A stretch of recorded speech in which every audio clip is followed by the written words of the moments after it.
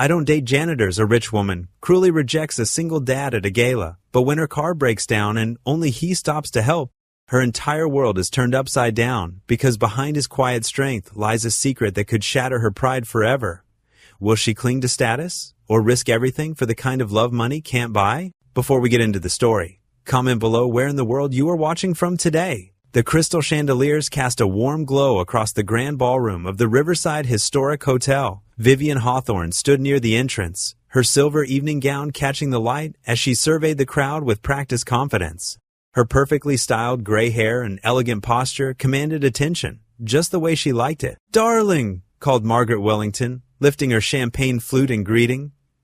"You look absolutely divine tonight." Vivian made her way through the well-dressed crowd, nodding graciously to familiar faces. The annual Spring Charity Gala was one of the most prestigious events in town, and she'd served on its board for the past decade. "Margaret, Caroline," Vivian acknowledged her friends with a practiced smile.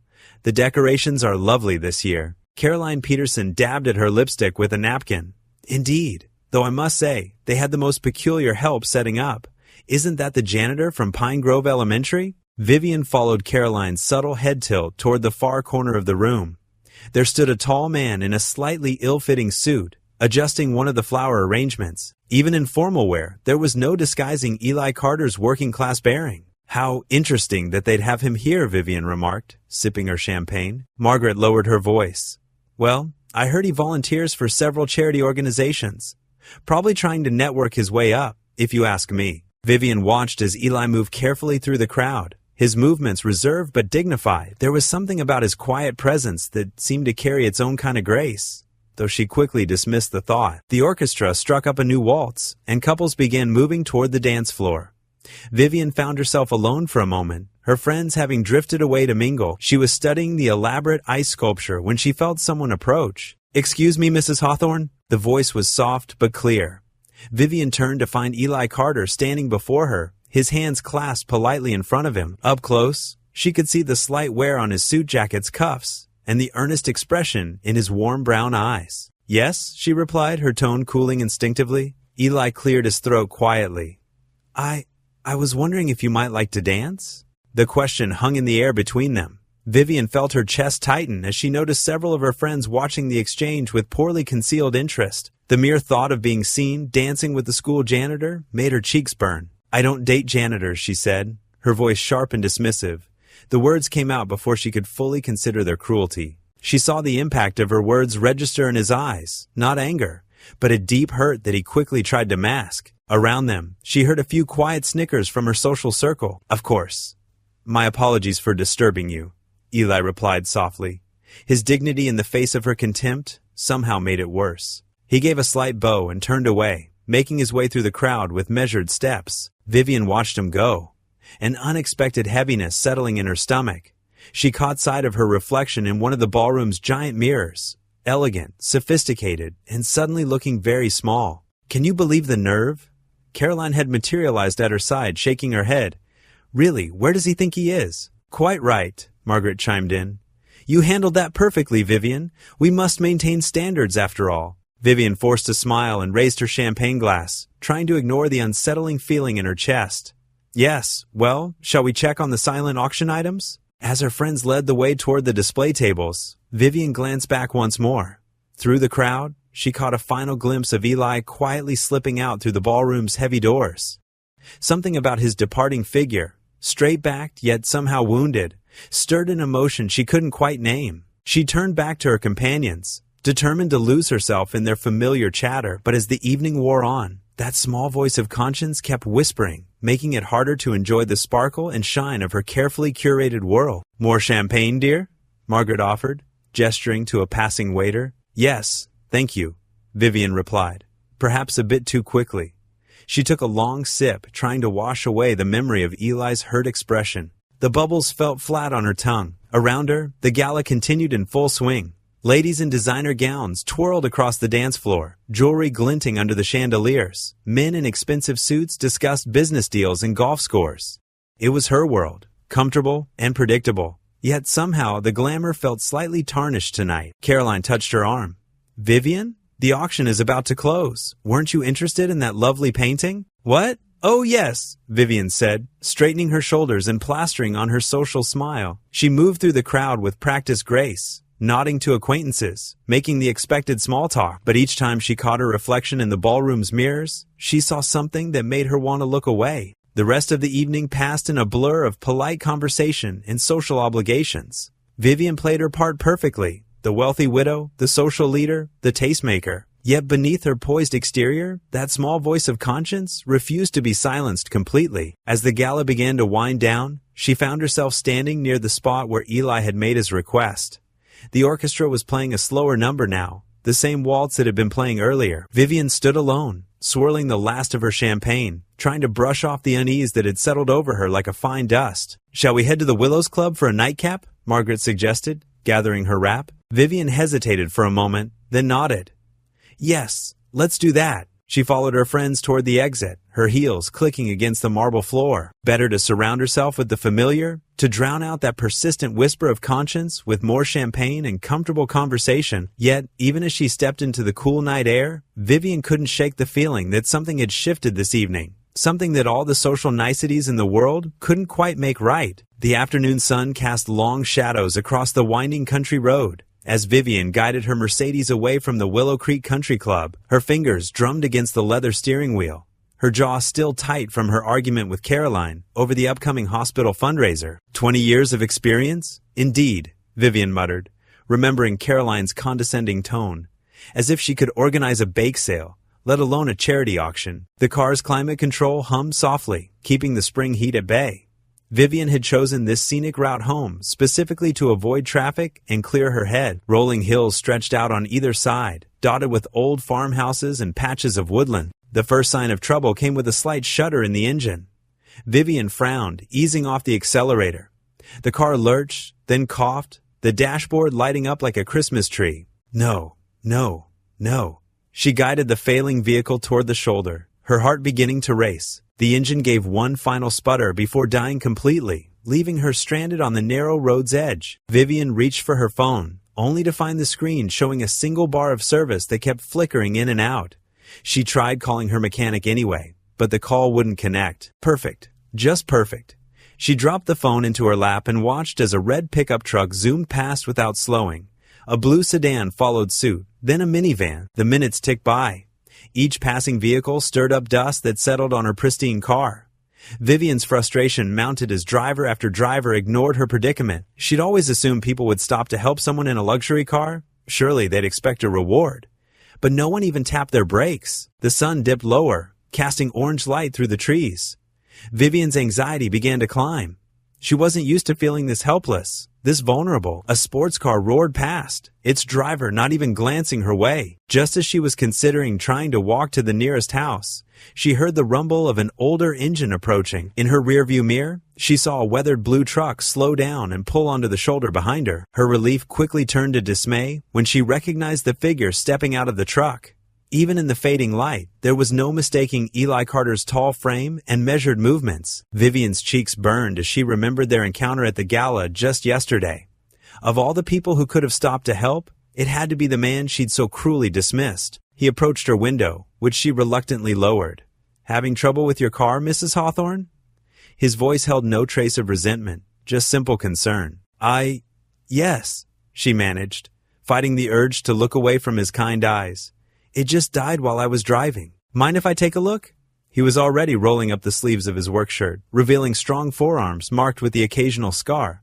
The hands of someone who knew real work. Vivian popped the hood, and Eli moved to the front of the car. She could hear him working, the occasional metallic clink accompanied by thoughtful humming. "Try starting it now," he called after a few minutes. The engine turned over but wouldn't catch. Eli returned to the hood, his movements sure and methodical.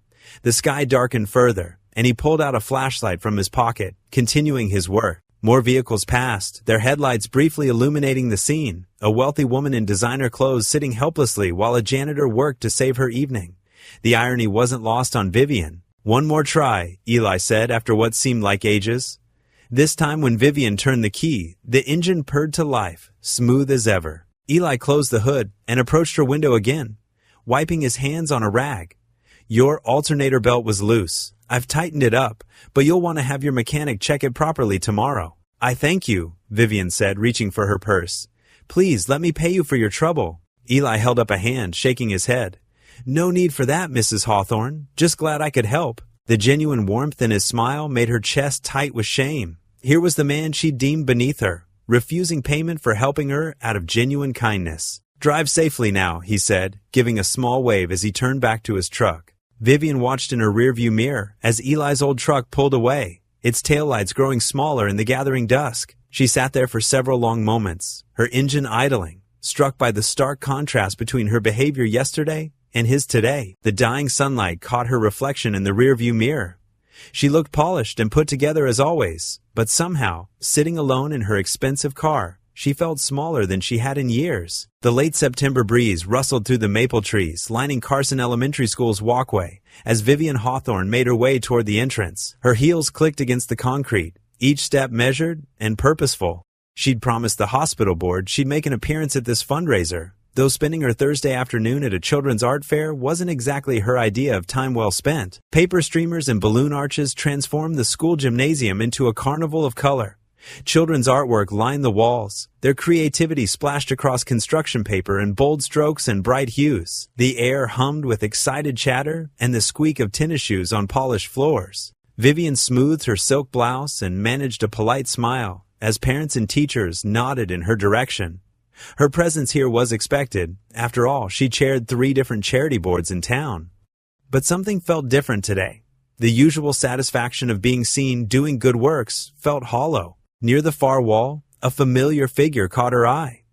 Eli Carter stood on a stepladder, helping a group of children hang their freshly painted banner. His movements were patient and careful as he guided tiny hands, making sure each child got a chance to contribute. He wore his usual work uniform, but there was nothing common about the genuine warmth in his smile as he encouraged the young artists. A little higher on the left, he suggested softly to a small boy with glasses. There you go, perfect. Vivian found herself watching longer than she intended. The scene stirred something unexpected in her chest, a mix of admiration and discomfort she couldn't quite name. The memory of their last encounter on that dark road still pricked at her conscience. Lost in thought, she didn't notice the small whirlwind approaching until it crashed right into her legs. A little girl with wild curls and bright eyes looked up at her, face lighting up with pure joy. It's you, the child exclaimed, wrapping her arms around Vivian's knees. Daddy has your picture. Vivian froze, caught completely off guard by this tiny assault of affection.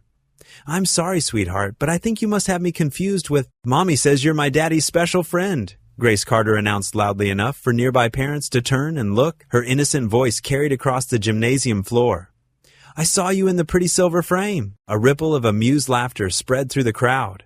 Vivian felt heat rise in her cheeks as she realized what was happening.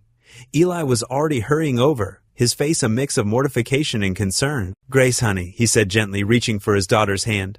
That's not... I'm so sorry, Miss Hawthorne. She must have seen a photo of her mother. Sarah had similar coloring to you and from a child's perspective. He trailed off, clearly uncomfortable, but Grace wasn't done. She tugged at Vivian's hand, her small fingers warm and insistent. You look just like the lady in Daddy's special box, the one he says watches over us from heaven now. The gymnasium seemed to grow very quiet. Vivian felt something crack in her carefully maintained facade. The child's words, so pure and mistaken, touched a place in her heart she thought had long since hardened over. Grace, Eli said softly, kneeling beside his daughter. Remember we talked about Mommy? This is Miss Hawthorne. She's different from the pictures you saw. Grace's face scrunched up in confusion, then fell slightly. Oh. She looked up at Vivian again, this time more carefully. But you're still pretty like her. More chuckles from the onlookers, but they were gentle now, touched by the moment's innocence. Vivian found herself smiling despite her embarrassment, drawn in by the child's openness. Thank you, sweetheart, she managed, her voice softer than usual. That's very kind of you to say. Eli stood, still holding Grace's hand. Miss Hawthorne, I apologize again. Grace sometimes gets carried away with her imagination. Please, don't apologize, Vivian said, surprising herself with how much she meant it. Children see the world in their own special way, don't they? Grace beamed up at her, apparently having already forgotten her mistake. Want to see my painting? I made a butterfly. Daddy helped with the spots, but I did all the wings myself. Before Vivian could respond, the little girl was pulling her toward a display of student artwork. Eli followed, shaking his head with a mixture of amusement and resignation. Grace, Miss Hawthorne probably needs to. It's all right, Vivian heard herself say. I'd love to see your butterfly. For the next few minutes, she found herself drawn into Grace's world of art and imagination. The child's enthusiasm was infectious as she pointed out every detail of her creation, from the carefully painted wings to the slightly wobbly antennae. Eli stood nearby, watching his daughter with obvious pride and love. Occasionally, his eyes met Vivian's, and in those brief moments, she saw something that made her chest tighten: gratitude, warmth, and a hint of something else she couldn't quite define. Finally, Grace was called away by her teacher for the next activity, leaving Vivian and Eli in an awkward but somehow comfortable silence. She's quite something, Vivian said quietly. She is, Eli agreed. She has her mother's heart, sees the good in everyone. He paused, then added softly, Thank you for being kind about the mix-up. She still misses her mom something fierce sometimes. Vivian nodded, unable to find the right words. The weight of her previous behavior toward this man pressed against her conscience. A call for volunteers to help with face painting drew Eli away, and Vivian found herself alone again in the crowded gymnasium. But something had shifted. The carefully constructed walls of her social position felt less solid, less important. She made her way toward the exit, her designer heels clicking against the floor that Eli probably polished himself. Grace's innocent words echoed in her mind. Mommy says you're my daddy's special friend. Such a simple mistake, yet it had cracked open a door she hadn't even known was there. The afternoon sun was warm on her face as she stepped outside, but it was the lingering warmth in her heart that surprised her most. For the first time in longer than she could remember, Vivian Hawthorne felt something real, something that had nothing to do with social standing or proper appearances. She paused at her car, the sounds of children's laughter drifting through the school's open windows. The memory of Grace's bright eyes and Eli's gentle patience followed her, refusing to be dismissed as easily as she had once dismissed him. The chandelier-lit dining room of the Riverside Country Club sparkled with polished silverware and crystal glasses. Vivian sat at her usual table, surrounded by 4 of her closest acquaintances. The familiar setting should have been comfortable, yet something felt off-kilter today. Margaret Blackwood, her silver hair swept into an immaculate updo, dabbed her lips with a napkin. Did anyone notice that janitor hanging around the school fundraiser last week? The one who keeps appearing at our events? Oh, you mean Eli Carter? Patricia Reynolds set down her water glass.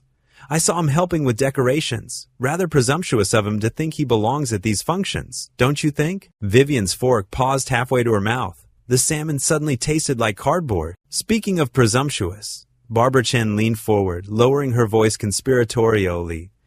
I heard he actually asked someone to dance at the charity gala. Can you imagine? Heat crept up Vivian's neck. She took a long sip of water, trying to wash away the memory of her cruel dismissal. Well, he certainly aims high, doesn't he? Margaret's laugh tinkled like ice in a glass. A janitor thinking he can mix with our crowd. It's almost sad. His daughter's sweet, though, said Janet Moore, the youngest of their group. I've seen her at school.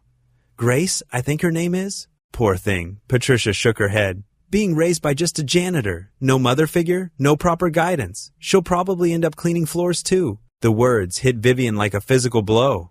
She remembered Grace's innocent face, her bright eyes when she'd mistaken Vivian for her mother. The same cruel judgment she'd once delivered now felt like poison in the air. Actually, Vivian heard herself say, her voice steady despite her racing heart, Eli Carter is quite capable. He fixed my car last week when it broke down. 4 pairs of eyes turned to her in surprise. Your car? Barbara's perfectly shaped eyebrows rose. Why didn't you call roadside assistance? He happened to be passing by, Vivian replied. He was very professional and wouldn't accept payment. Oh, darling. Margaret patted her hand condescendingly. Of course he wouldn't take money from you directly. He's probably planning to use it to his advantage somehow. These people always have angles. These people?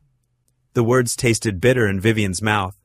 He's hardworking and decent, and his daughter is delightful. A heavy silence fell over the table. Janet's eyes widened, while Barbara and Patricia exchanged meaningful glances. Vivian, Margaret said carefully, you're not getting involved with him, are you? What? No, Vivian felt her cheeks flush. I'm simply stating facts. Why shouldn't we acknowledge someone's good qualities? My dear, Patricia leaned forward, her voice dripping with concern. We're just looking out for you. You have a certain position to maintain.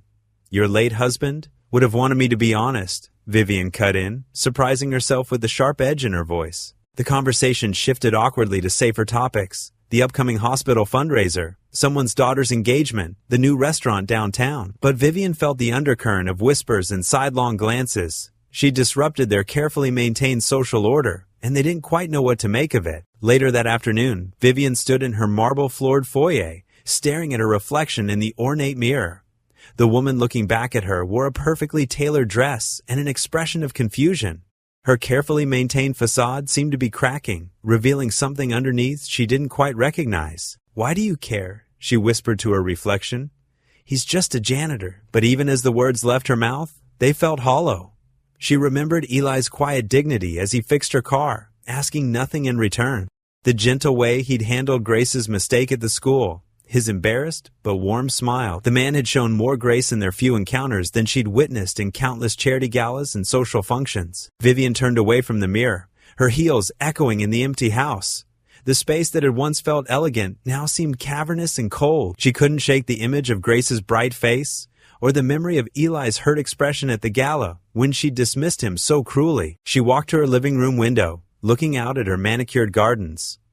The afternoon sun cast long shadows across the perfect lawn, and somewhere in the distance, a child's laughter floated on the breeze. Vivian wrapped her arms around herself, feeling strangely restless in her perfectly ordered world. "Why do you care?" she asked again, softer this time.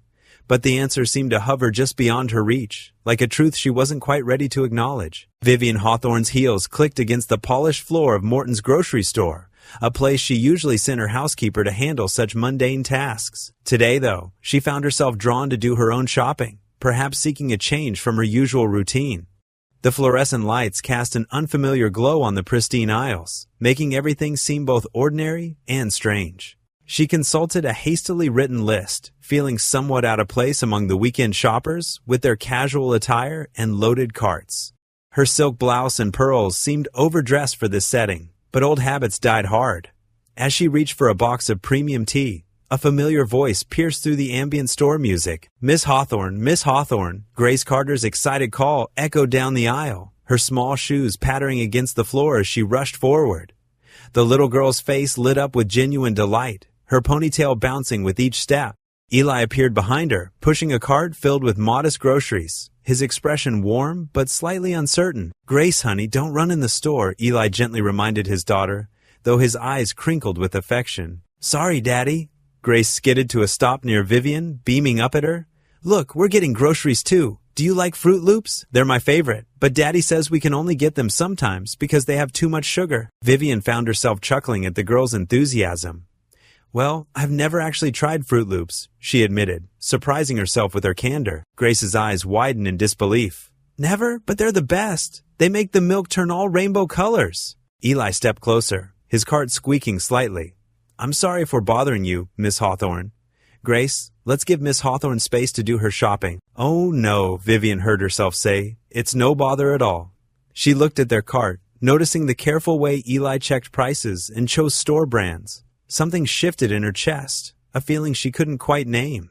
Grace bounced on her toes, pointing to the cereal aisle. "Can I show Miss Hawthorne the Fruit Loops, Daddy, please?" Eli hesitated, but Vivian surprised them both by saying, "I'd love to see them, if that's all right with your father." They moved to the cereal aisle, Grace leading the way with the authority of a tiny tour guide. She reached for the bright box, standing on tiptoes. "See, they're really good. And look, there's a maze on the back." Vivian watched as Grace's small finger traced the maze on the box, her face scrunched in concentration. Without thinking, she said, "Why don't you let me get that for you today?" Eli straightened, his pride visible in his stance. "That's very kind, but we couldn't." "Please?" Vivian said softly, surprising herself with a genuine warmth in her voice. "It would make me happy." Grace looked between the adults, holding the cereal box like a treasure. Eli's resistance softened as he saw the hopeful look in his daughter's eyes. "What do we say when someone offers something nice?" he prompted Grace. "Thank you, Miss Hawthorne." Grace hugged the box to her chest. "Can I show you my other favorite things?" For the next 15 minutes, Vivian found herself being led through the store by an enthusiastic 8-year-old, learning about the merits of different cookie brands and why the strawberry yogurt was better than the blueberry. Eli followed with their cart, occasionally adding gentle corrections to Grace's excited commentary. "The purple package has the best cookies." Grace explained seriously. "But Daddy says we have to stick to our list today." Vivian glanced at Eli, seeing the slight flush on his cheeks. Without making a show of it, she reached for the purple package. "Well, I think I might try these myself. Would you mind if I shared some with you both?" Eli started to protest, but Grace's joy was infectious. "That's very generous of you," he finally said, his voice warm with gratitude. At the checkout counter, Vivian insisted on paying for the treats, while Eli handled their regular groceries. The cashier smiled at Grace's excited chatter about their unexpected meeting. In the parking lot, Eli loaded their bags into his old truck while Grace carefully held the special treats. The afternoon sun cast long shadows across the asphalt, and a gentle breeze rustled through the trees lining the lot. "Thank you again, Miss Hawthorne," Eli said, his quiet dignity touching something deep within her. "You've made her day. Please, call me Vivian," she found herself saying. "And thank you both for making my shopping trip so much more enjoyable than I expected." Grace waved enthusiastically from the passenger window as Eli started the truck. "Bye, Miss Vivian. Thank you for the Fruit Loops." Vivian stood by her car, watching as their old truck pulled away. She realized she was smiling, really smiling, for the first time in years. It wasn't the polished social smile she wore at galas or the satisfied smirk of closing a deal. This was something different, something real that started in her chest and worked its way to her face naturally. She touched her cheeks, almost surprised to feel them lifted in genuine joy. The simple pleasure of buying cereal and cookies for a child had somehow brightened her whole day. The thought of Grace's excitement over showing her favorite treats and Eli's gracious acceptance of her small kindness warmed her heart in a way her usual social circles never did. The cream-colored invitation sat on Vivian's mahogany desk, its simple design a stark contrast to the elaborate party invitations she usually received. Spring Garden Project, Jefferson Elementary School. It read in modest lettering. She picked it up, running her manicured fingers over the recycled paper. "How did this even get here?" she muttered, though she suspected Margaret, her friend on the school board, had something to do with it. Normally, Vivian would have dropped such an invitation straight into her wastebasket. Manual labor in a school garden? Not her typical Thursday afternoon activity, but something made her pause. Perhaps it was Grace's bright smile from their grocery store encounter that flashed in her mind, or the memory of Eli's quiet dignity as he fixed her car that night. Whatever the reason, Vivian found herself reaching for her phone. "Margaret? Yes, I'll be there tomorrow." The next afternoon, Vivian pulled into the school parking lot in her Mercedes, feeling decidedly overdressed in her casual designer outfit, which for her meant crisp white pants and a silk blouse. Other volunteers were already gathering near the garden plot, wearing well-worn jeans and t-shirts. "Mrs. Hawthorne!" Grace's voice carried across the schoolyard. The little girl bounded toward her, brown pigtails bouncing, wearing tiny overalls covered in cartoon flowers. "You came. Daddy said you might be too busy, but I told him you'd come." Vivian's chest tightened at the child's unrestrained joy. "Well, hello to you too, Grace," she said, managing a warm smile. Eli appeared behind his daughter, wearing faded jeans and a plain blue t-shirt that showed years of wash. He nodded politely. "Mrs. Hawthorne, this island. Unexpected. Please call me Vivian," she found herself saying. "And yes, I suppose at Island." The garden project coordinator, a cheerful woman named Susan, divided everyone into teams. Somehow, though Vivian suspected it wasn't entirely by chance, she ended up working alongside Eli and Grace in the butterfly garden section. "Like this, Mrs. Haw. Vivian," Grace demonstrated, her small hands confidently digging into the soil. "You make a hole, put in the flower, then pat the dirt around it like you're tucking it into bed." Vivian hesitated, then knelt down beside her. Her white pants would never be the same, but something about Grace's enthusiasm made that seem suddenly unimportant. She copied the little girl's movements, planting a purple coneflower. "That's perfect," Grace beamed. As they worked, conversation flowed naturally. Grace chattered about her favorite subjects in school, her pet goldfish named Sparkles, and her dream of becoming a veterinarian. Eli mostly listened, occasionally adding quiet comments or gentle reminders to his daughter about proper planting depth. During a water break, while Grace helped Susan distribute snacks to the other volunteers, Eli and Vivian found themselves alone by the butterfly bushes. "She's quite something, your daughter," Vivian said, wiping her brow with the back of her hand. Eli's face softened. "She's everything to me. Makes every hard day worth it." "Hard days?" Vivian found herself asking. Eli was quiet for a moment, his hands working the soil. "After Sarah, my wife, passed away 3 years ago, there were plenty of those. Still are. Being both mom and dad, working 2 jobs sometimes to make ends meet." He shrugged. But Grace never complains. She just loves, purely and completely. Vivian watched him carefully pat soil around a lantana plant. His movements were gentle but sure, like everything else he did. 2 jobs? She asked. The school during the day, then night maintenance at the hospital 3 times a week. Grace stays with my sister those nights. His voice held no self-pity, just statement of fact. We make it work. The afternoon passed in a blur of activity. Vivian found herself laughing at Grace's silly jokes, learning the proper way to mulch from Eli, and actually enjoying the feeling of accomplishment as their section of the garden took shape. Her silk blouse was spotted with dirt. Her perfectly styled hair had escaped its clip, but she felt strangely free. They planted marigolds, zinnias, and butterfly bushes. Grace insisted on naming each plant, creating elaborate stories about their plant families. Vivian found herself drawn into these tales, suggesting names and adding to the stories, much to Grace's delight. Mrs. Violet and Mr. Sunflower are having a garden party, Grace declared, arranging stones around a cluster of purple and yellow blooms. And everyone's invited, even the weeds. That's very inclusive of you, Vivian said, smiling despite herself. Sarah taught her that, Eli said softly. Everyone deserves a seat at the table, she used to say. The sun was beginning to set when Susan called an end to the day's work. The garden had been transformed. Neat rows of flowers and vegetables promised future beauty and bounty. Vivian stood up, her back aching pleasantly from the unaccustomed labor. Thank you, Eli said suddenly, his voice sincere, for coming today. It meant a lot to Grace, and... He paused. It was nice working with you. Vivian nodded, suddenly unable to find the right words. Grace wrapped her arms around Vivian's waist in a quick hug before skipping off to say goodbye to her friend. Driving home in her luxury car, Vivian glanced down at her ruined outfit. Dirt streaked the white pants, and her blouse would never be the same. Yet, as she caught her reflection in the rearview mirror, she noticed something different. Her cheeks were flushed with healthy color, and her eyes seemed brighter. Despite the physical fatigue, her heart felt lighter than it had in years. Vivian's heels clicked against the polished school hallway floor as she balanced a box of carefully selected children's books in her arms. The familiar scent of chalk dust and floor cleaner filled the air, bringing back memories of her own school days, though her private academy had smelled more of leather-bound books and wood polish. Through the classroom windows, morning sunlight streamed in warm patches across the worn carpet. A week had passed since the garden project, and here she was again, drawn back to Jefferson Elementary like a leaf caught in a gentle current. Here, let me help you with that. Eli's voice came from behind her, steady and warm. Before she could protest, he lifted the heavy box from her arms with ease. Thank you, Vivian said, smoothing her pencil skirt. I was going through some old things and thought these might be useful.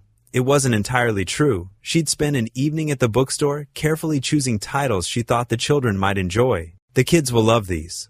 Eli's eyes crinkled at the corners as he peeked into the box. Grace especially, she's quite the bookworm. As if summoned by her name, Grace burst out of her classroom, her face lighting up at the sight of Vivian. You came back! She wrapped her arms around Vivian's waist, catching her off guard with the spontaneous display of affection. Grace, Eli cautioned gently, remember what we said about personal space? Oh, sorry. Grace stepped back, but her smile didn't dim. But Mrs. Hawthorne doesn't mind, right? She looked up at Vivian with hopeful eyes. Something in Vivian's chest softened. No, I don't mind at all. The words surprised her as much as they delighted Grace. Can I show you my classroom, and the library, and the art room where we made clay animals last week? Grace's enthusiasm bubbled over as she tugged at Vivian's hand. Now, sweetheart, Eli started, but Vivian cut in. I'd love to see everything. She found herself meaning it. That is, if it's all right with your father? Eli nodded, adjusting the box in his arms. I need to get these books sorted anyway. Take your time. Grace proved to be an enthusiastic tour guide, pulling Vivian from one room to the next. This is where I sit, she announced proudly in her classroom, pointing to a desk decorated with butterfly stickers. And look, I got an A on my spelling test. Vivian bent to examine the paper Grace thrust toward her, covered in careful second-grade handwriting. That's wonderful, she said, and meant it. In the art room, Grace showed her a slightly lopsided clay cat painted in bright orange. Daddy has it on his desk at home, she explained. I made it because we can't have a real cat in our apartment. Each revelation about their life touched something in Vivian she thought had calcified long ago. The pride in Grace's voice when she spoke about her father, the way she didn't seem to notice or care that her clothes were from discount stores. the pure joy she took in simple things. It all struck Vivian as somehow more real than the artificial pleasantries of her usual social circle. They found Eli in the library, carefully arranging the new books on a shelf. He looked up as they entered, and something in his expression when he saw them together made Vivian's heart skip. "Having fun?" he asked, directing the question to both of them. "Mrs. Hawthorne likes my clay cat," Grace announced. "Can she come see the real one at the shelter sometime, please?" Eli's eyes met Vivian's. "That's up to Mrs. Hawthorne," he said carefully. "I volunteer at the animal shelter on weekends," he explained to Vivian. "Grace comes with me sometimes." "You volunteer?" Vivian couldn't hide her surprise. Here was a man who worked long hours as a janitor, raised a daughter alone, and still found time to help animals in need. "Someone has to," he said simply, no pretense in his voice. "The animals need care, and Grace loves helping." "I help feed the kittens," Grace added proudly. Vivian found herself imagining it. Eli and Grace spending their weekends caring for abandoned animals, finding joy in giving rather than receiving.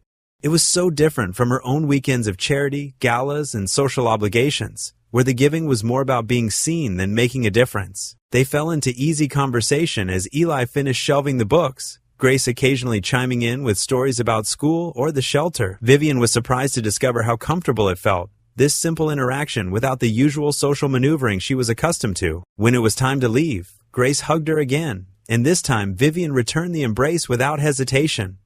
"Thank you for the books," Eli said softly as he walked her to the door. "They'll make a real difference here." "It was nothing," Vivian demurred, but they both knew it wasn't nothing. It was something. Something neither of them quite had words for yet. Driving home in her Mercedes, Vivian told herself this was just volunteering, just giving back to the community. The warm glow in her chest when she thought of Grace's hugs and Eli's gentle smile, that was just satisfaction from doing a good deed. Nothing more. But as she passed the animal shelter on her way home, she found herself slowing down, wondering what it would be like to spend a weekend there instead of at another meaningless social function. The thought surprised her, and she quickly accelerated past the building. Back in her elegant home, surrounded by expensive furnishings and perfect silence, Vivian couldn't shake the feeling that something had shifted. The quiet that had once felt peaceful now seemed empty compared to Grace's laughter and Eli's warm voice. "It's just volunteering," she said aloud to her reflection in the hallway mirror, but her heart knew better. It whispered of something deeper, something that scared and thrilled her in equal measure. The afternoon sun cast long shadows across the school playground as Vivian helped Grace pack up her backpack after another successful reading session. Over the past week, she had found herself spending more and more time at the school, drawn by the simple joy of helping children learn and the warm presence of the Carters. "Miss Vivian?" Grace looked up at her with those big brown eyes that seemed to hold all the innocence in the world. "Would you like to come have dinner with us tonight?" Vivian's heart skipped a beat. She glanced at Eli, who was sweeping nearby, his movements pausing at his daughter's words. A slight flush colored his cheeks. "Grace," he said gently, "Miss Hawthorne probably has other plans. But Daddy, you make the best spaghetti, and I want to show her my room and my drawings, and—" "It's okay," Vivian found herself saying, surprising even herself. "I'd love to come, if you're sure it's not an imposition." Eli's eyes met hers, and after a moment's hesitation, his face softened into a smile. "We'd be honored to have you." Later that evening, Vivian pulled up to their modest, single-story home in her Mercedes, feeling oddly nervous. The house was small but well-maintained, with cheerful yellow curtains in the windows and carefully tended flower boxes. She smoothed her silk blouse, wondering if she was overdressed for a simple family dinner. Grace burst out the front door before Vivian could even ring the bell. "You came! You came!" She grabbed Vivian's hand, pulling her inside with infectious enthusiasm. The interior was warm and lived in, with mismatched furniture that somehow worked together. Family photos lined the walls, many featuring a beautiful young woman with Grace's smile. Her mother, Vivian realized with a pang. "This is my art corner." Grace proudly showed off a small desk covered in crayons and construction paper. "And look, I drew us." She held up a crayon drawing of 3 figures, a tall man in blue, clearly Eli, a small girl in pink, Grace, and a woman in purple, unmistakably Vivian, holding hands. Vivian blinked back unexpected tears. "It's beautiful, sweetheart." From the kitchen came the appetizing smell of garlic and tomatoes. Eli appeared in the doorway wearing an apron, looking slightly sheepish. "Dinner's almost ready. It's nothing fancy." "It smells wonderful," Vivian assured him. The dining table was small and wooden, marked with years of use, but scrubbed clean. Mismatched plates were set out with care, and a jar of wildflowers served as a centerpiece. It was so different from Vivian's formal dining room, with its crystal chandelier and matching china, yet somehow more inviting. Grace insisted on sitting next to Vivian, chattering happily as Eli served generous portions of spaghetti and meatballs. The sauce, Vivian learned, was his mother's recipe. "Would you like to say grace?" Eli asked Grace, who nodded seriously. Vivian found herself joining hands with them, touched by the simple prayer of thanksgiving that followed. When was the last time she'd held hands with anyone? The meal was delicious, far better than many expensive restaurant dinners she'd had lately. But it wasn't just the food. It was the way Grace giggled when sauce dotted her chin, the warm glances Eli gave his daughter, the easy conversation that flowed between them all. "Miss Vivian," Grace said between bites, "you're like a second mom to me now. Is that okay?" The words hit Vivian like a physical force. She set down her fork, emotion closing her throat. Eli started to apologize, but Vivian shook her head. That's more than okay, sweetheart," she managed, her voice thick. A tear escaped despite her best efforts, rolling down her cheek. Grace immediately got up and hugged her. "Don't cry. Daddy says happy tears are good tears." Eli reached across the table and briefly squeezed Vivian's hand. His touch was warm and reassuring, and she found herself squeezing back. The rest of the evening passed in a blur of warmth and laughter. Grace insisted on showing Vivian every stuffed animal in her collection. Eli made hot chocolate, and they all sat in the small living room while Grace read aloud from her favorite book, stumbling over the big words, but pressing on determinedly. When it was time to leave, Vivian found herself reluctant to go. Grace hugged her tightly, and even Eli gave her a gentle embrace that left her feeling oddly flustered. Driving home under a canopy of stars, Vivian felt different. Lighter somehow, as if a weight she hadn't known she was carrying had lifted. She glanced at the empty passenger seat, where Thomas had sat so many times before his passing. "Oh, Thomas," she whispered into the quiet car, "I feel alive again, really alive." Her voice caught. "I think you'd like them. I think you'd want this for me." The stars twinkled overhead as she drove, and for the first time in years, the night felt full of possibility rather than loneliness. The morning sun painted Vivian's expansive backyard in golden light as she fussed over the elaborate picnic setup.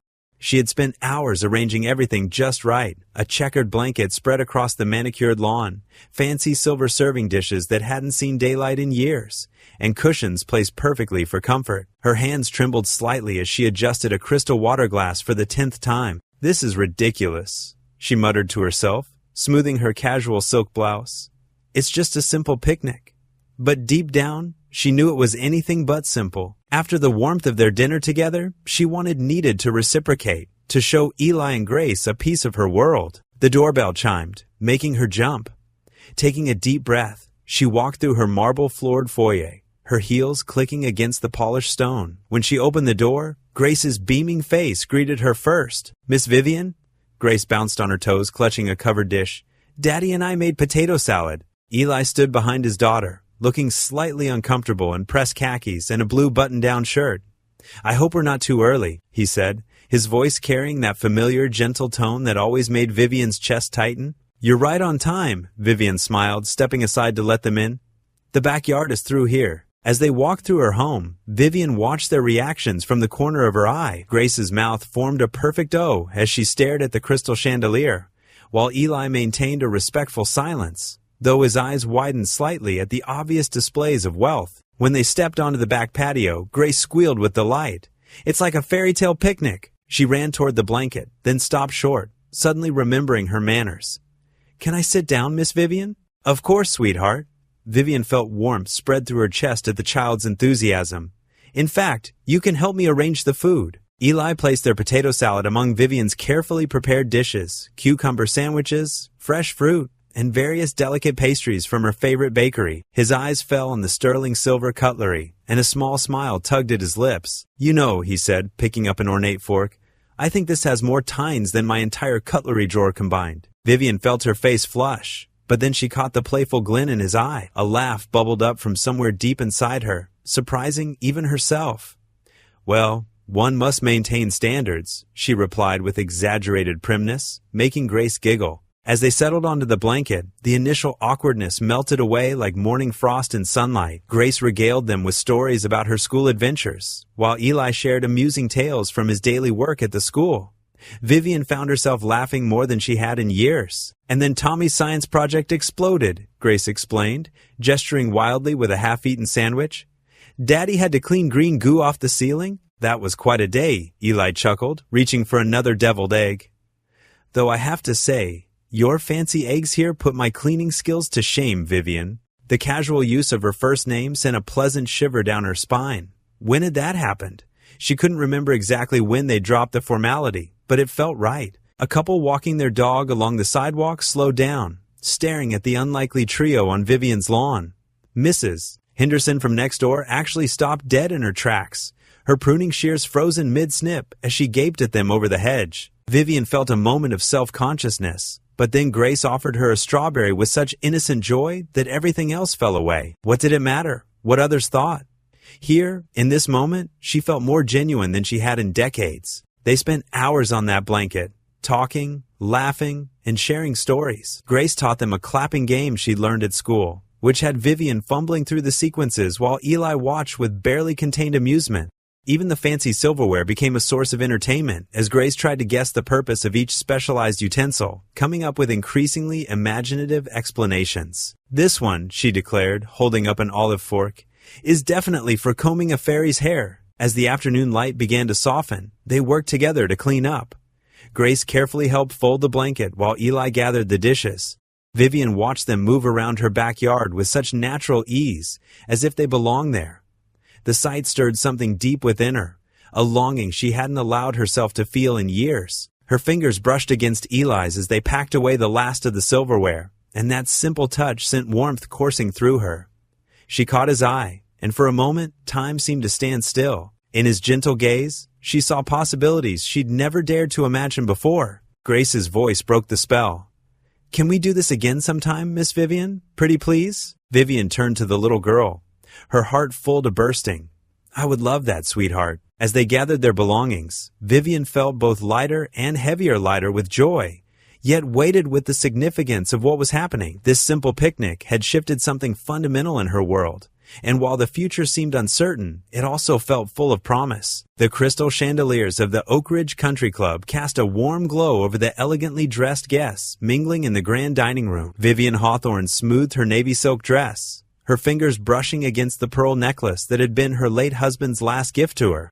The familiar scents of expensive perfume and gourmet food filled the air, but somehow they felt different tonight, almost cloying. "Darling, we've barely seen you lately." Margaret Whitman, her longtime friend, drawled as she approached with a glass of champagne. "Where have you been hiding yourself?" Vivian accepted a flute from a passing waiter, buying time with a small sip. "I've been keeping busy with charity work at the elementary school." "Oh yes, we've heard all about your charitable endeavors." Catherine Preston joined them, her red lips curved in a knowing smirk. "Particularly with that janitor and his little girl." The champagne suddenly tasted bitter in Vivian's mouth. She fought to keep her expression neutral, years of social training taking over. "Eli Carter? He's quite helpful with the school programs." "Eli, is it?" Margaret's perfectly shaped eyebrows rose. "My dear, people are talking, and not in a good way." More of their social circle drifted over, drawn by the prospect of gossip. Vivian felt herself being boxed in, surrounded by predatory smiles and judgmental eyes. "A janitor, Vivian?" Barbara Miller shook her head. "I know you've been lonely since Charles passed, but surely you haven't become that desperate." Heat crept up Vivian's neck. "I don't know what you mean." "We've seen you with them," Catherine pressed. "At the grocery store, in your garden." "Really, Vivian, what would Charles think?" The mention of her late husband felt like a physical blow. Vivian's hand tightened around her champagne flute. "You're making something out of nothing?" she said, her voice growing brittle. "I'm simply overseeing some community projects. Someone needs to help these people." The words felt like acid on her tongue, but the approving nods from her peers spurred her on. "Of course, we all do our part for the less fortunate." Margaret patted her arm. "But there's no need to get so personally involved. It sets a strange precedent." "And that child," Barbara added, with a theatrical whisper. "I heard she's been calling you Mom." "Really, Vivian, you're encouraging inappropriate attachments. It's not kind to give them false hope." Vivian's chest tightened. The memory of Grace's sweet smile and trusting eyes flashed through her mind, making her stomach churn with guilt. But the weight of decades of social conditioning and peer pressure pressed down on her like a physical force. "Don't be ridiculous," she heard herself saying, her voice sharp and dismissive. "It's purely charitable work. I would never. Really? A janitor?" She forced a laugh that sounded hollow even to her own ears. "I have standards." The group chuckled appreciatively, and Vivian felt something inside her shrivel. The chandelier light suddenly seemed harsh and glaring rather than warm. "I'm so relieved to hear that," Catherine said. "We were worried you'd lost your mind. Imagine the scandal. Vivian Hawthorne and a janitor." More laughter rippled through the group. Vivian raised her glass mechanically, playing along, when movement in her peripheral vision caught her attention. Her heart stopped. There, in the service entrance, stood Eli Carter. He wore a clean but simple uniform, clearly there to deliver or fix something for the venue. The look in his eyes told her he'd heard enough. Their gazes met for a brief moment. In his eyes, she saw not anger, but something worse, deep disappointment and hurt, mixed with a quiet dignity that made her want to sink through the floor. Without a word, he turned and walked away, his shoulders straight despite the burden she'd just placed on them. Vivian's champagne glass trembled in her hand. The sophisticated laughter around her transformed into something ugly and cruel. She felt sick, remembering the simple joy of their backyard picnic just hours ago, the way Grace had trustingly slipped her small hand into Vivian's, the gentle humor in Eli's eyes as he teased her about her fancy silverware, and she had just destroyed it all with a few casual, cruel words. The rest of the group had already moved on to other topics, satisfied they had put everything and everyone in their proper place. But Vivian stood frozen, the weight of what she'd done settling over her like a suffocating blanket. She watched the door where Eli had disappeared, willing him to come back so she could explain, apologize, take back her words. But she knew he wouldn't. In less than 5 minutes, she had confirmed his worst fears and justified his initial hesitation to let her into their lives. "More champagne, dear?" Margaret offered, oblivious to Vivian's distress. Vivian stared at her former friend as if seeing her for the first time, seeing all of them clearly, perhaps for the first time in decades. The perfectly coiffed hair, the designer clothes, the practiced smiles that never reached their eyes. Was this who she really was? Who she wanted to be? Her stomach twisted with nausea. Without a word, she set down her glass and turned toward the door, leaving behind the confused murmurs of her social circle. But she already knew it was too late. The damage was done. The last thing she saw before leaving the dining room was Eli's work truck pulling out of the parking lot, taking with it the warmth and authenticity she'd just begun to discover in her life. The morning sun cast long shadows across Eli's modest front yard as Vivian's Mercedes pulled up to the curb. Her hands trembled slightly on the steering wheel as she stared at the small house with its neat flower beds and child's bicycle propped against the porch. The cheerful yellow curtains Grace had helped pick out seemed to mock her now. Vivian checked her reflection in the rearview mirror, noticing the dark circles under her eyes that even expensive concealer couldn't quite hide. She hadn't slept at all after the disaster at the country club. The memory of Eli's wounded expression haunted her through the night. Taking a deep breath, she stepped out of her car. Her heels clicked against the concrete pathway leading to the front door. The same path where, just days ago, she had walked with such easy comfort. Now, each step felt like lead. Before she could knock, the door opened. Eli stood there in his work uniform, his face carefully blank. The warmth that usually lit up his eyes when he saw her was gone, replaced by a guarded look that made her heart ache. "Eli," Vivian started, her carefully rehearsed speech deserting her. I need to explain about last night." "There's nothing to explain, Mrs. Hawthorne." His use of the formal address stung like a physical blow. "I understand perfectly." "No, please." She reached out, then let her hand fall when he subtly stepped back. "What you heard. I didn't mean any of it. I was weak and foolish, and I let them pressure me into saying things I don't believe." "Daddy?"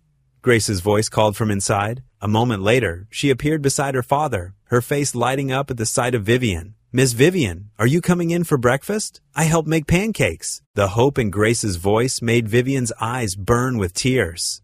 Eli placed a gentle hand on his daughter's shoulder, keeping her from running to Vivian as she usually would. "Not today, sweetheart," he said softly. "Miss Hawthorne was just leaving." "But why?" Grace's lower lip trembled. "She always has breakfast with us on Saturdays now. She promised to help me with my reading." Vivian's throat tightened. "Grace, I'm so sorry. Grace," Eli interrupted firmly but kindly, Why don't you go finish your breakfast? I need to talk to Miss Hawthorne for a minute." Grace looked between them, confusion and hurt evident on her young face. She moved to hug Vivian, but Eli's hand on her shoulder held her back. "Go on now, sweetie." Once Grace had reluctantly disappeared inside, Eli turned back to Vivian. His expression was composed, but she could see the pain beneath it. "I think it's best if we keep our relationship professional from now on. You were right last night. This was just charity work, wasn't it?" "No," Vivian protested, her voice breaking. "Eli, please. These past weeks have meant everything to me. You and Grace. You've brought so much joy into my life." "Joy?" His quiet voice carried an edge of bitterness. "Is that what you told your friends last night? That spending time with the janitor and his daughter brought you joy? Or did you tell them what they wanted to hear? That you were just doing your charitable duty?" Each word hit her like a physical blow. "I was wrong," she whispered. "I was so wrong. Please don't let one moment of weakness erase everything we've shared." "That's just it, Mrs. Hawthorne," he sighed, running a hand through his hair. "It wasn't just one moment. It was who you really are when faced with a choice. When it mattered most, you chose your reputation over us, over Grace." The mention of Grace broke something inside Vivian. "She called me her second mom," she said brokenly. "How can I just walk away from her? From both of you? The same way you walked away from us last night?" His words were quiet but final. "Goodbye, Mrs. Hawthorne. I'll make sure Grace understands." Somehow, the door closed with a soft click that seemed to echo in Vivian's ears. She stood there for a long moment, staring at the yellow curtains that now seemed to blur through her tears. From inside, she could hear Grace's muffled voice asking questions she couldn't make out. The drive home passed in a fog. Her mansion loomed before her, grand and empty. As she stepped into the marble foyer, the sound of her heels echoing off the high ceilings, the loneliness hit her with crushing force. Vivian made it to her living room before her legs gave out. She sank onto the pristine white sofa, not caring that her makeup was running with her tears. The room around her suddenly seemed grotesque in its opulence. All this space, all these expensive things, and not a trace of the warmth she'd found in Eli's modest home. "What have I done?" she whispered to the empty room. The truth she'd been dancing around for weeks finally broke through her carefully constructed walls. She loved him. She loved Eli Carter, with his quiet strength and gentle heart. She loved the way he looked at her when she helped Grace with her homework, the way his eyes crinkled when he smiled, the way he made her feel like she was more than just her wealth and status. And she loved Grace, with her innocent affection and boundless enthusiasm. The little girl had worked her way into Vivian's heart so completely that the thought of never again hearing her excited chatter about school or feeling her warm hugs was almost unbearable. Vivian curled into herself on the sofa, her shoulders shaking with sobs. The evening sun slanted through her expensive curtains, painting patterns on the floor that reminded her of Grace's drawings on Eli's refrigerator. She had finally found real love, real family, and she had thrown it away for the approval of people who had never truly cared about her happiness. "I love him," she whispered through her tears, finally admitting the truth aloud.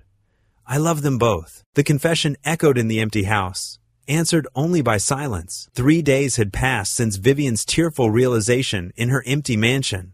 The autumn wind whipped through the town streets, scattering golden leaves across sidewalks and lawns. Inside Riverside Elementary, the usual cheerful buzz of children's voices felt muted, especially in the third-grade classroom where Grace's desk sat empty. Mrs. Peterson, Grace's teacher, stood in the hallway during lunch break, her face drawn with worry as she spoke to another staff member.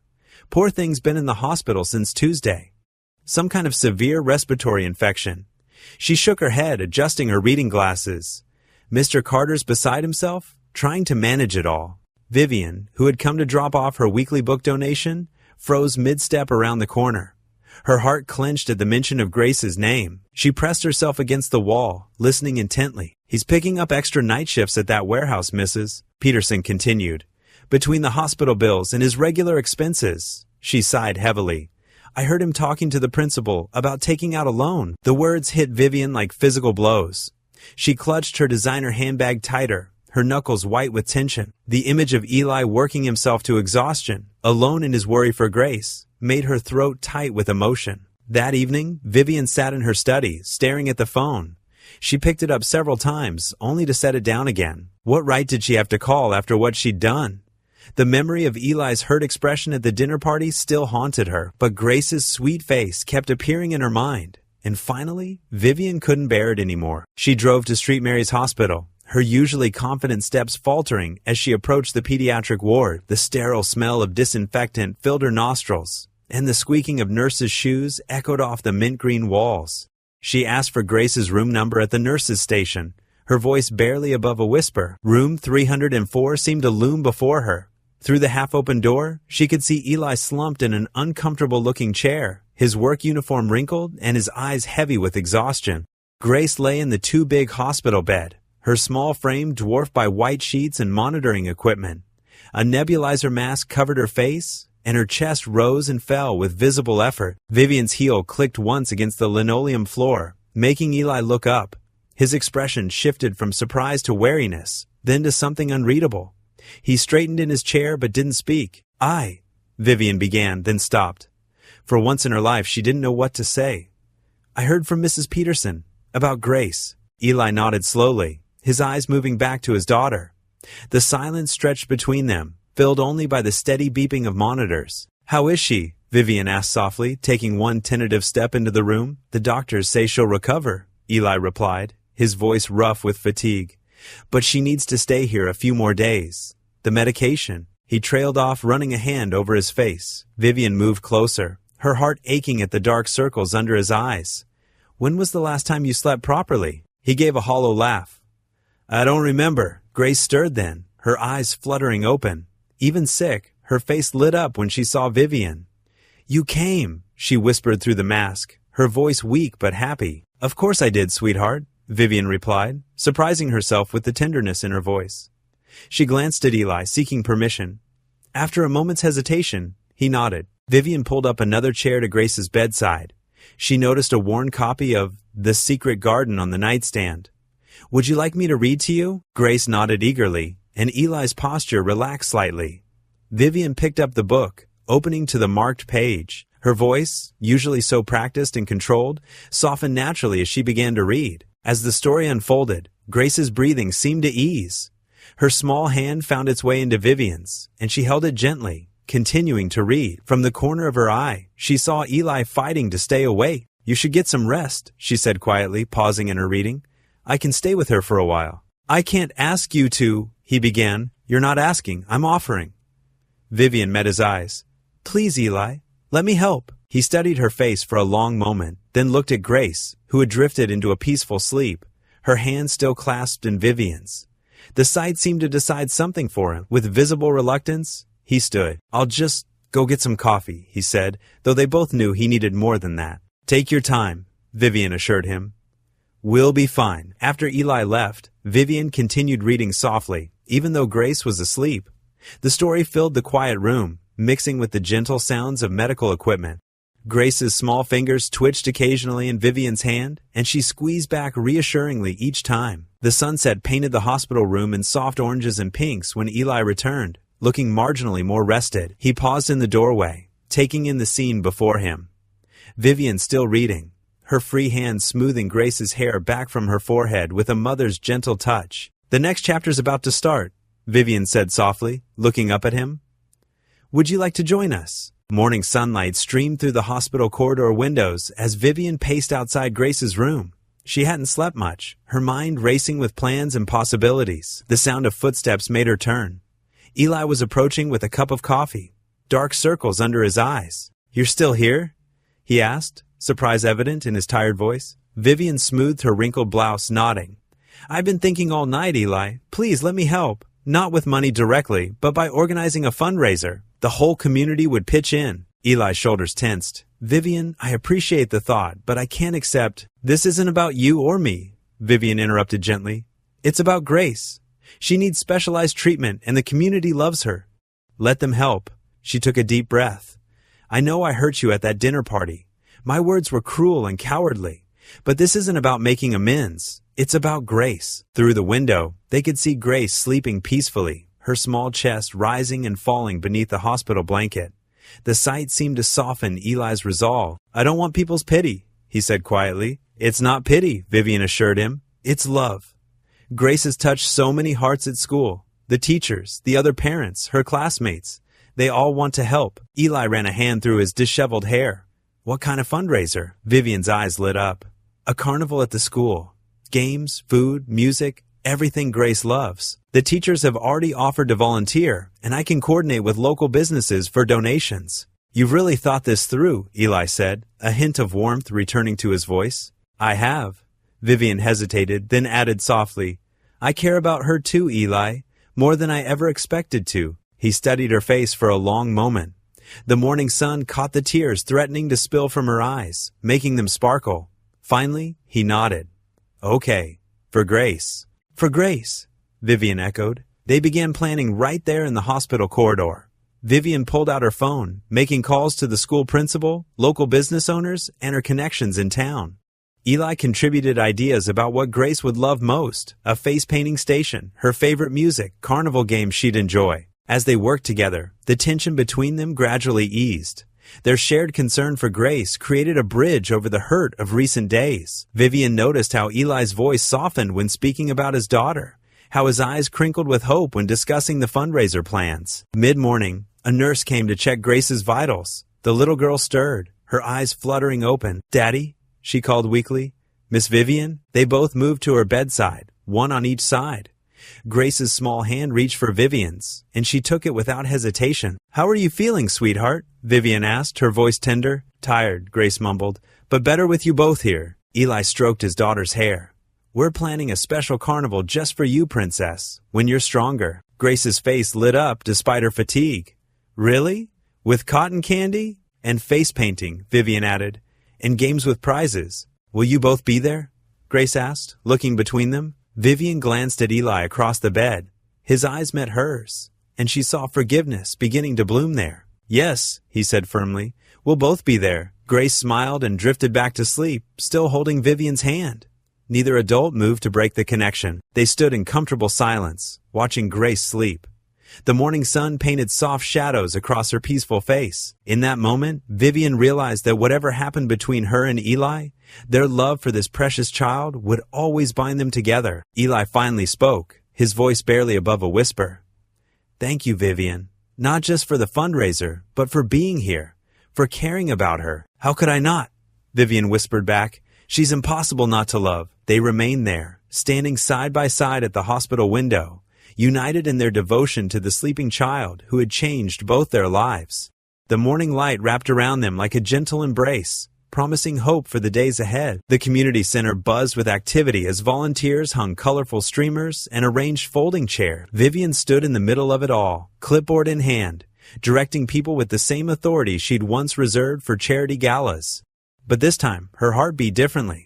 This wasn't about maintaining appearances. The silent auction items go along that wall, she called out, pointing to a row of tables. Local businesses had donated generously. Gift baskets, restaurant vouchers, even a weekend at the lakeside resort. Each time someone dropped off a donation, Vivian felt a surge of hope for Grace. Eli moved through the room quietly, setting up sound equipment borrowed from the school. He worked methodically, testing microphones and arranging speakers. While occasionally glancing at Vivian, their eyes met briefly across the room, and she offered a small smile, which he returned. Tentative, but warm. Mrs. Hawthorne? A young mother approached with a tray of homemade cookies. These are for the bake sale table. I heard about Grace from my daughter. They're in the same class. Thank you, Susan, Vivian said softly, touched by the gesture. More parents arrived with food, raffle items, and helping hands. The room slowly transformed into a celebration of community spirit. Throughout the morning, Vivian noticed how naturally Eli connected with everyone. He shared quiet words with worried parents, laughed with their children, and accepted help with graceful humility. It was so different from her world of polished small talk and calculated social moves. By early afternoon, the community center was packed. Families streamed in, dropping donations into collection boxes. Children ran around with face paint, and the aroma of home-cooked food filled the air. Vivian's wealthy friends were notably absent, but she found she didn't mind. It's time, whispered Sarah, the event coordinator, touching Vivian's arm. Vivian nodded, her throat suddenly dry. She hadn't prepared a speech. For once in her life, she would speak purely from her heart. The crowd quieted as Vivian took the microphone. She saw Eli standing at the back of the room, his expression unreadable. Taking a deep breath, she began. I want to tell you about the first time I met Eli Carter, she said, her voice clear and steady. It was at the mayor's charity gala. He asked me to dance, and I. She paused, feeling the weight of the memory. I dismissed him cruelly, simply because he was a janitor. A murmur rippled through the crowd.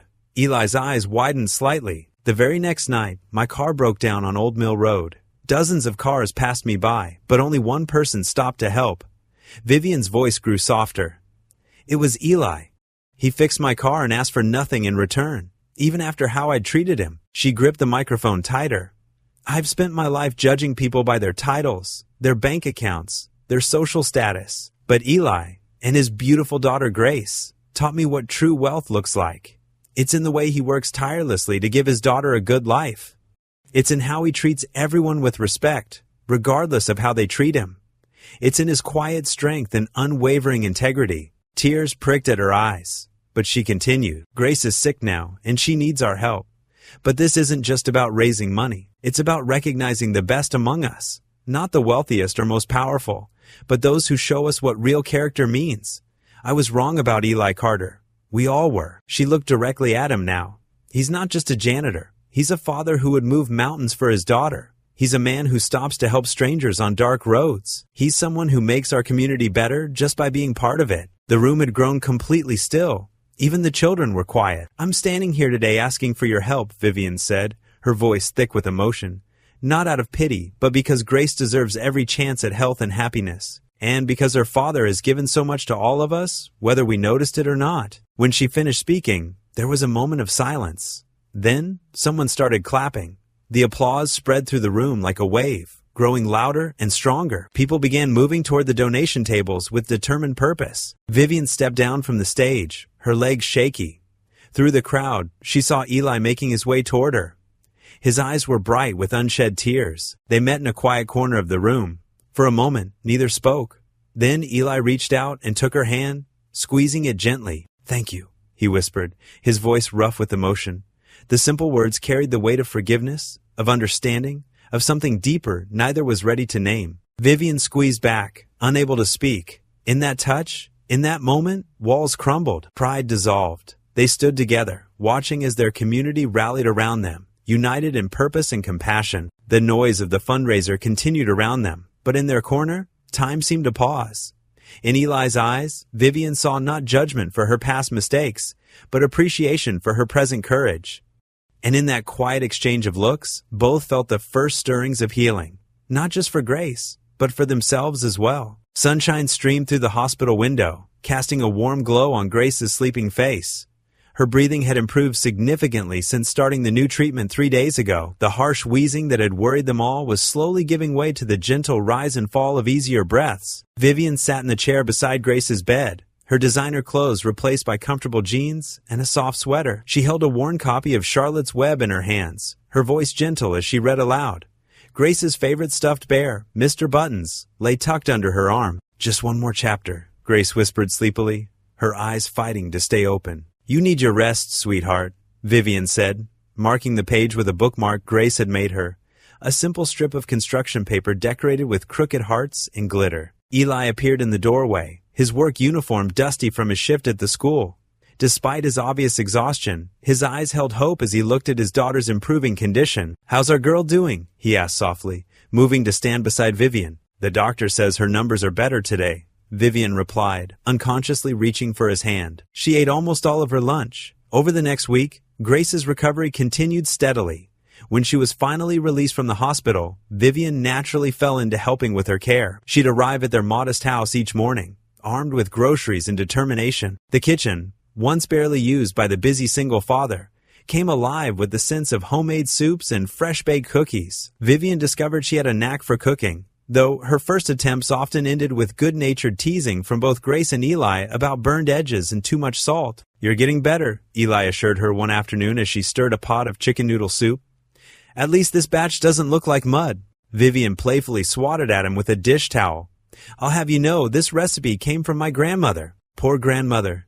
Grace giggled from her spot at the kitchen table, where she was working on homework. The days fell into a comfortable routine. Vivian would help Grace with her schoolwork while Eli was at work, then tackle the mounting laundry or dusty shelves. She found an unexpected satisfaction in these simple tasks, so different from her former life of charity galas and social obligations. One evening, as autumn painted the trees golden, Vivian arrived to find Eli struggling with a broken washing machine. Without hesitation, she knelt beside him on the laundry room floor, holding a flashlight while he worked. "You don't have to do all this," he said quietly, looking at her with something deeper than gratitude in his eyes. "I want to," she replied simply, and meant it. The house transformed gradually under her care. Fresh curtains appeared in the windows, bright flowers in simple vases brought color to rooms, and the pantry stayed consistently stocked. But more than the physical changes, the home filled with laughter and warmth. Grace's strength returned fully as weeks passed. Soon she was running through the house again, her illness becoming a fading memory. Yet Vivian remained, her presence no longer needed but deeply wanted. She taught Grace to bake cookies, flour dusting their faces as they giggled together. She helped Eli organize his bills and paperwork, offering quiet support without judgment. Their lives intertwined naturally, like streams flowing into a river. One Tuesday evening, as autumn's chill crept through the windows, they sat around the kitchen table. Vivian had prepared a simple meal of meatloaf and mashed potatoes, finally mastered after several failed attempts. Grace chatted about her day at school, her hands animated as she described her art project. Eli watched them both, his eyes soft with emotion. When Grace paused to take a breath, he cleared his throat gently. "Vivian," he said, his voice carrying a weight that made her look up from her plate.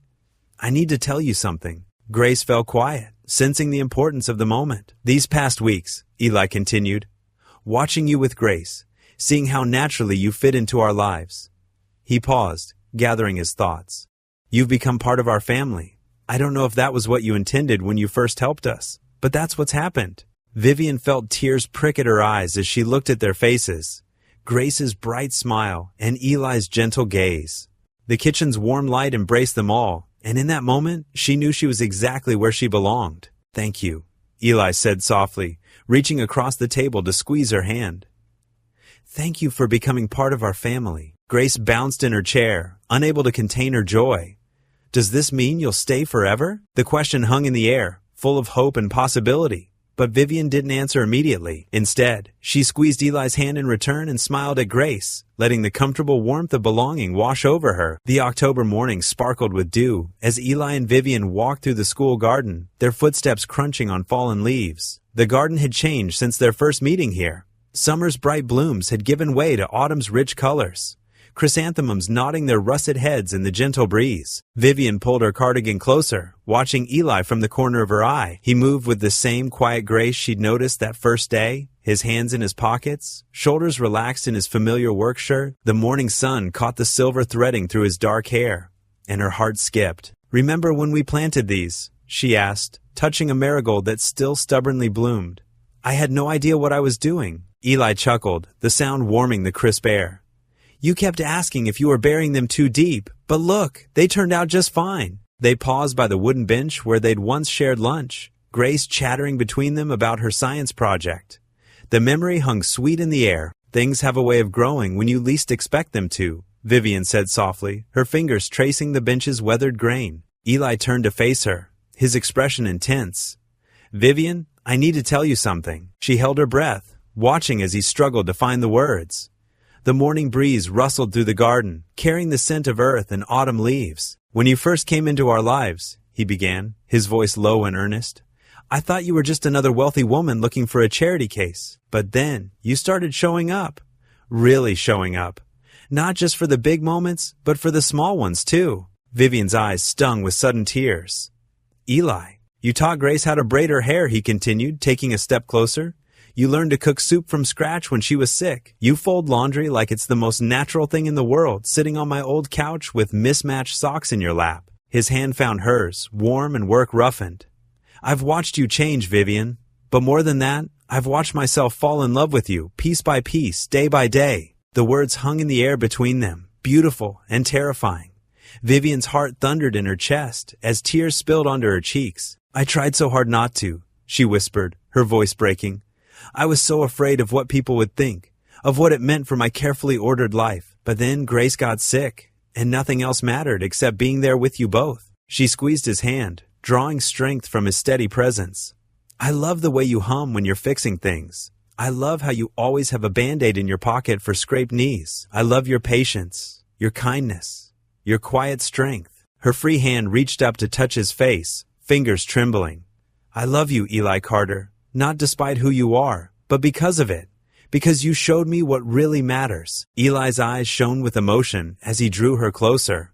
The morning sun painted everything in gold as he lowered his head, pressing his lips to hers in a kiss that felt like coming home. Vivian melted into him, her hands sliding up to his shoulders as his arms wrapped around her waist. The sound of running footsteps broke them apart. Grace bounded toward them, her backpack bouncing, her face lit with joy. I knew it, she crowed, launching herself at them both. I knew you loved each other. Eli caught her with practiced ease, lifting her between them. Vivian wrapped her arms around them both, breathing in the scent of Grace's strawberry shampoo and Eli's clean soap. They stood together in the morning light, surrounded by the garden where their story began, 3 hearts beating in perfect harmony. Grace wiggled happily in their embrace. Are we a family now? She asked, her eyes bright with hope. Eli and Vivian exchanged glances over her head, their eyes full of love and promise. The garden around them whispered with possibilities, and the morning sun blessed them with its golden light. The morning sunlight streamed through the stained glass windows of First Community Church, painting rainbow patterns across the wooden pews. Vivian smoothed her silk dress, her heart fluttering as she, Eli, and Grace approached the church entrance. She hadn't attended services in months, not since her husband's passing, but today felt different. Today, she wasn't walking in alone. Grace skipped between them, her patent leather shoes clicking on the steps, her Sunday dress swishing around her knees. Look at all the pretty windows, she exclaimed, pointing up at the colored glass. Eli squeezed Vivian's hand gently. You okay? He whispered, his eyes warm with concern. Vivian nodded, though her throat felt tight. Just nervous, she admitted quietly. As they stepped through the heavy wooden doors, the familiar scent of old hymnals and furniture polish wrapped around them. The organist was playing softly, and the sanctuary buzzed with pre-service conversation, but as they made their way down the center aisle, the buzz faded to whispers. Vivian felt the stares. Mrs. Peterson's perfectly penciled eyebrows shot up.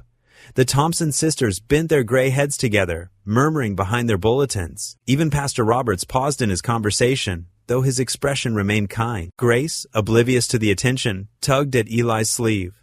Can we sit in the front, please, Daddy? Middle is fine, sweetie, Eli answered, guiding them to an empty pew halfway down the aisle. He let Grace in first, then Vivian, before taking his seat beside her. More whispers floated around them. Isn't that Vivian Hawthorne? With the school janitor? Did you hear? Vivian's cheeks burned, but she kept her head high. She'd expected this, had prepared herself for it. Still, the reality stung more than she'd anticipated. Then she felt Eli's warm hand cover hers where it rested on the hymnal. Without hesitation, she laced her fingers through his, holding on firmly. Let them look, she thought. Let them see. Grace opened her children's Bible, pointing out pictures to both of them. Look, she whispered loudly. That's Jesus feeding all those people with just a little bit of food. A few rows behind them, someone tittered, but then a warm, wavering voice rose above the whispers. Well, bless my soul if it isn't young Eli Carter. Mrs. Margaret Davis, one of the church's oldest members, stood beside their pew, her white hair neatly curled and her kind face creased with a genuine smile. She taught Sunday school for 40 years before retiring, and everyone knew her opinion carried weight. Mrs. Davis. Eli stood respectfully, but she waved him back down. Sit, sit. And this must be your Grace, how you've grown. She beamed at the little girl before turning her twinkling eyes to Vivian. And Vivian Hawthorne, it does my heart good to see you back in church. These pews have missed you. Vivian felt tears prick her eyes at the simple kindness in the old woman's voice. You three make such a lovely family, Mrs. Davis continued, patting Vivian's shoulder. The Lord works in mysterious ways, doesn't he? Sometimes he knows better than we do what our hearts need. The warmth of her words seemed to spread through the sanctuary. The whispers died down. Mr. Peterson leaned forward to shake Eli's hand. The Thompson sisters offered tentative smiles. As Mrs. Davis made her way to her usual seat, other congregation members stopped by their pew. The Miller family, whose daughter was in Grace's class, shared genuine greetings. Even Mrs. Peterson came over, her initial surprise softening into something like approval. The organ swelled with the opening hymn, and the congregation rose. Grace stood between them, holding her children's hymnal upside down but singing with enthusiasm. Eli's deep voice joined the melody, steady and sure beside her. Vivian closed her eyes, letting the familiar music wash over her. The words of Amazing Grace filled the sanctuary, and she felt the truth of them deep in her soul. How precious did that grace appear! She thought of her own pride, her prejudices, the walls she'd built around her heart, and how they'd crumbled in the face of true love. The morning light streamed through the stained glass, warming her face. Grace leaned against her side, still singing. Eli's hand remained firmly in hers. In that moment, surrounded by music and acceptance, Vivian felt a peace she hadn't known in years. This was what mattered.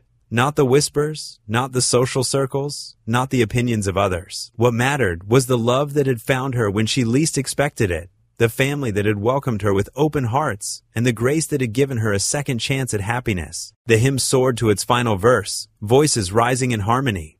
Vivian opened her eyes to find Eli watching her, his gaze full of understanding and affection. Grace swayed between them, her small hand reaching up to hold Vivian's free one. As the last notes faded, Vivian squeezed both their hands, grateful beyond words for the love that had proven stronger than pride, for the family she'd found, and for the courage to choose happiness over appearances. The whispers had faded to nothing, replaced by the simple truth of their togetherness. Pastor Robert stepped up to the pulpit, his warm smile encompassing the entire congregation.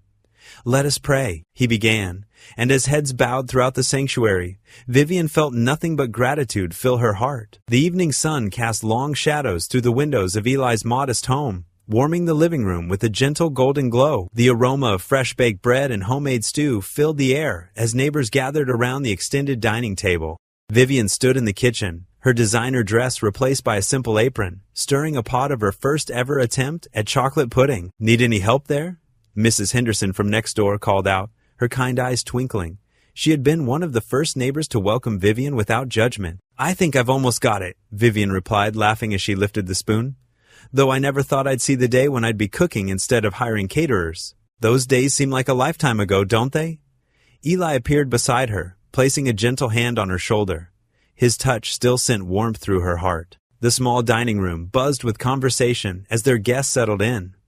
Mr. Peterson, the retired mailman, sat next to Grace, listening intently as she explained her latest art project. The Rodriguez family from across the street had brought their famous enchiladas, and even Miss Wilson, the local librarian, who had initially been skeptical of their relationship, was chatting happily with the others. "Dinner's ready," Vivian announced, carrying the steaming pot to the table.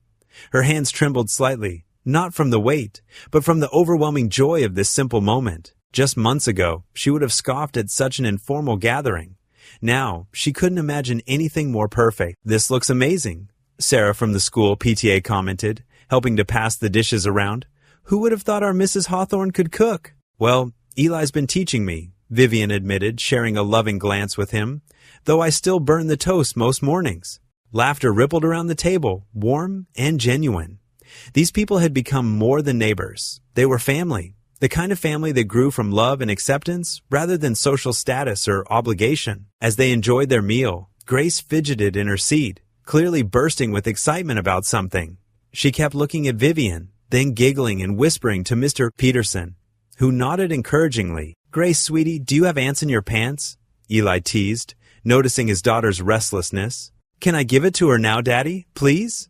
Grace bounced in her chair, her eyes sparkling. Eli nodded, and Grace jumped up, running to her room.